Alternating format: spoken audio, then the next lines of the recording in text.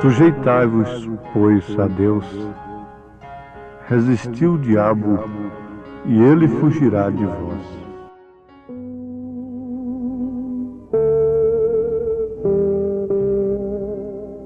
Ouvintes amados, um segredo muito importante, profundo para a vitória do guerreiro é conhecer os ataques, os planos do inimigo, conhecendo assim o seu inimigo. Que tal se você estivesse no meio de uma multidão, sabendo que tem um inimigo de morte seu ali e você não o conhece? A expectação seria horrível, terrível, não? Agora, nós conhecemos a Satanás como o maior inimigo do homem. Isto é verdade. E Jesus Cristo como o maior amigo. E como maior amigo, ele desmascarou a Satanás. Ele desmascara Satanás, que muitas vezes aparece como amigo, mas sendo um inimigo. Conhecendo a Jesus, passa-se a conhecer também o diabo. Existe um pensamento errado de que diabo é um pensamento mau e que o Espírito Santo é um pensamento bom. Não, não, não. Deixemos estas coisas erradas, porque tudo isto é artimanha do inimigo para manter o homem sob suas garras, sob seus domínios em todos os aspectos da vida, no sentido material, físico, religioso, social, etc. O Espírito Santo é uma pessoa. Eu creio numa trindade de Deus. Não como aquela que criaram 325 anos depois de Cristo, no Concílio de Nicéia,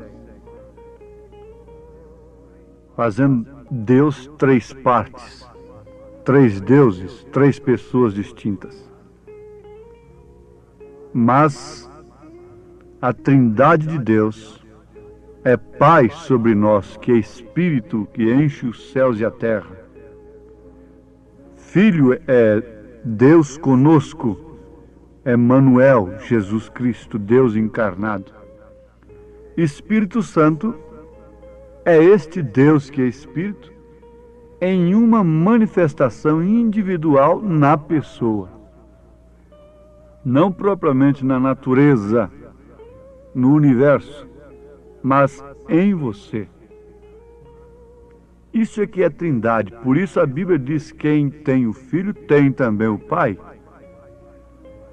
Por isso Jesus disse: viremos e faremos nele morada. Você não pode ter três pessoas morando em você. Agora, conhecendo a Deus como Ele é, nós ficaremos conhecendo a Satanás também como ele é. São Martim foi um homem que conhecia Deus. Ele conheceu a Jesus. E uma certa feita, Satanás lhe apareceu, não como um bicho de chifres, muito horroroso como pintam por aí. O diabo é belo, ele é enganoso, é o contrário do que se pintam. Mas apareceu então aquele anjo tão lindo para São Martim, coroado, de vestes brilhantes, e disse: Martim, eu sou Jesus, teu Salvador. Agora, o diabo sabia o quanto Martim amava Jesus. Então lhe disse: ajoelha-te, me adore. Eu sou Jesus, o teu Salvador, que você tanto ama, não é? Mas acontece que São Martim conhecia Jesus pelo Espírito Santo. O Espírito Santo é a pessoa de Cristo na igreja, formando então um membro Cristo, um membro pessoa. É o Espírito Santo no membro. É a pessoa de Cristo. Então você é a pessoa de Cristo na igreja, se o Espírito Santo está em você. E o Espírito Santo não deixa a pessoa enganada. Logo, o Espírito Santo testificou em São Martim, no seu coração, pela palavra de Deus, que Jesus Cristo ainda não estava coroado. Ele vai ser coroado pela noiva, pela esposa, depois que ele vier, para agora, depois então, ser rei.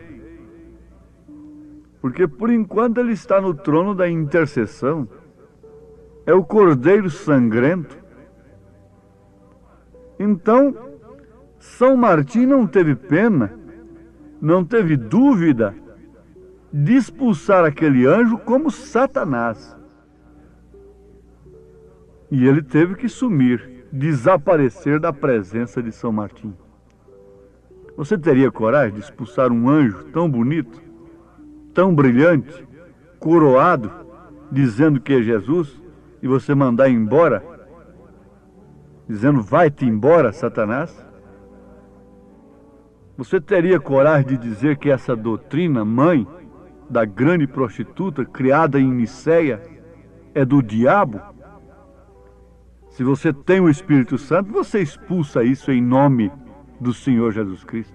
Mas se não tem, fica com aquele temor de blasfêmia, disto e daquilo. São Martim não teve temor.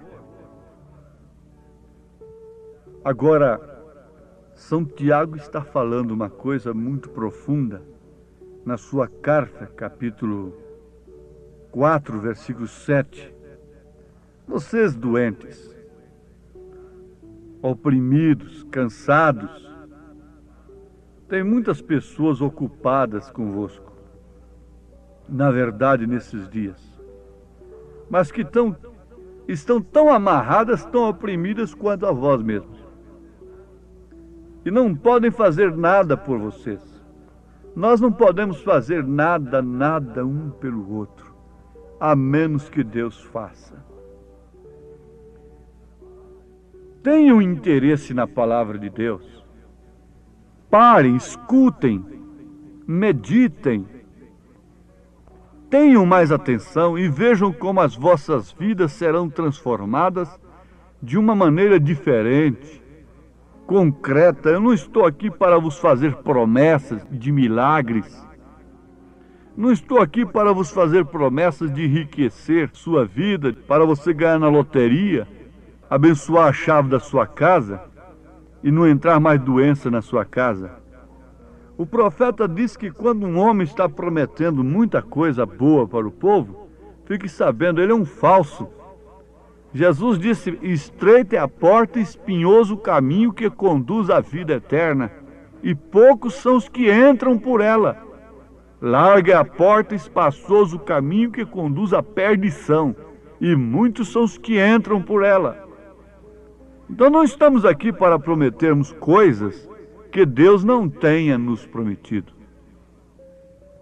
A cura divina, a libertação total, é um direito daquele que se reveste de Cristo. É uma bênção que lhe acompanha. Então Tiago disse, sujeitai-vos, pois, a Deus, resisti ao diabo e ele fugirá de vós. O mundo resiste a Deus, por isso Deus tem fugido do mundo. Mas em compensação, quando o homem resiste ao diabo, o diabo tem que fugir dele. Oh, isso é tremendo. Sujeitai-vos, pois, a Deus. Nós poderíamos fazer uma pergunta nesse instante. Como sujeitarmos a Deus? Aonde está Deus? Deus está exclusivamente na sua palavra. Deus não está em nenhuma igreja mais velha ou mais nova. Não. Deus está em sua palavra. O único lugar onde você pode encontrar Deus é na sua palavra. E se a sua alma clama por Deus, então você fica satisfeito quando ouve a palavra. Porque nem só de pão viverá o homem, mas sim de toda a palavra que sai da boca de Deus. São Paulo disse que a palavra de Deus é a espada do Espírito. É o que arma o homem, é o que arma a mulher. Davi disse: guardei a tua palavra no meu coração, para não pecar contra ti. Maria guardou a palavra no coração, por isso pôde passar pelo escândalo da cruz, ir ao Pentecostes, ser cheia do Espírito Santo. Agora, sem dúvida alguma, estamos falando a pessoas que naturalmente se encontram derrotadas, afastadas de Deus, mas clamando. Há uma esperança dentro delas, há um clamor dentro do povo. Por isso, tudo que aparece oferecendo vantagens, o povo corre para ali. Agora, uma coisa é certa: aparentemente, a porta que Jesus abre não é convidativa. Ela não inspira muito desejo. Ela não prende muito a atenção. Ela não desperta muito interesse, porque é uma porta sem propaganda. É uma porta sem beleza artificial. O profeta Isaías disse que ele não tinha beleza alguma, não tinha formosura alguma para que o desejássemos. Notemos, irmãos ouvintes, que Jesus Cristo disse: eu sou a porta. E que tipo de porta é esta? Que tipo de porta foi aquela? Quantos entraram por ela? Qual a classe de gente acertou com aquela porta? Milhares, enquanto ele estava curando os doentes, expulsando demônios, ressuscitando mortos, estavam com ele. Mas quando ele fez uma declaração que dependia de revelação, eles voltaram atrás. A palavra não pôde ser completa para eles. Há muitas pessoas que querem a palavra de Deus, mas somente naquilo que interessa ao seu estado físico, ao seu estado mental, ao seu estado religioso, social, material. Quando Jesus disse: aquele que não comer da minha carne, nem beber do meu sangue, não tem parte comigo, diz a Bíblia em São João capítulo 6, que voltaram todos, ficaram apenas 12 com Jesus. A igreja de Jesus, que estava com milhares de pessoas, ficou agora somente com 12. Ela não foi dividida por causa de patrimônio, por causa do ministério de fulano nem de ciclano. Ela foi dividida por causa da palavra, por falta da revelação daqueles que viviam só em busca da cura, dos pães multiplicados, somente de alívio físico. Ficaram 12 apenas na congregação. O homem foi derrotado. Depois que ele aceitou essa mensagem, acabou o homem. Eu queria ter o que ele perdeu. Quantos não murmuravam naquela hora? Veja só, o homem podia ser um grande líder, mas foi fazer essa mensagem, foi entregar essa mensagem. Ele tem um talento tão grande para curar, para atrair as multidões, mas agora está ficando sozinho por causa desta tal de revelação. Jesus ficou somente com 12, ficou derrotado, ficou triste, arrependeu-se porque pregou aquela mensagem tremenda. Quem não comer da minha carne e não beber do meu sangue não tem parte comigo. Isto quer dizer, aquele cuja alma não receber a minha vida, o meu espírito, não entrará no reino dos céus. Aquele que o corpo recebeu cura, estado físico apenas, pode ir para o inferno do mesmo jeito. Mas aquele que come a vida de Cristo, bebe do Espírito de Cristo, esse o corpo pode perecer como quiser. Eu não me importo o jeito que eu vou morrer. Não me interessa. Embora muitos vão escandalizar, muitos vão explorar o tipo de morte que um homem de Deus tem, classificar, julgar o seu destino. Isso não interessa. Não houve morte mais escandalosa do que a de Jesus e de todos os profetas. Mas ele não veio para si mesmo. Ele deu, na verdade, para o estado físico como está dando hoje. Chuva e sol sobre os maus e bons. Mas a sua esposa eleita, o seu gens, ele só dá para a sua esposa. O verdadeiro marido não oferece filho para outras mulheres. Ele só introduz filho na sua esposa legítima. Assim é Cristo também. A igreja é a esposa e ele é o esposo. Nós podemos falar a muitas mulheres, muitas coisas, mas um verdadeiro homem, um verdadeiro cristão, um verdadeiro esposo, só fala determinadas coisas à sua esposa. Assim é Jesus. Ele está falando aí de todos os modos, grandes mensageiros, tudo isso, anjos enviados a Sodoma e Gomorra, estão juntando multidões, mas Eloí está falando ali particularmente com a Sara. Como o esposo verdadeiro fala determinadas coisas somente com sua esposa, essa mensagem que vos anuncio de um profeta de Deus é também o sussurrar separado do noivo para a noiva, do esposo para a noiva. Ficaram somente 12. E assim mesmo um deles era um diabo que ficou ali dentro, que era Judas.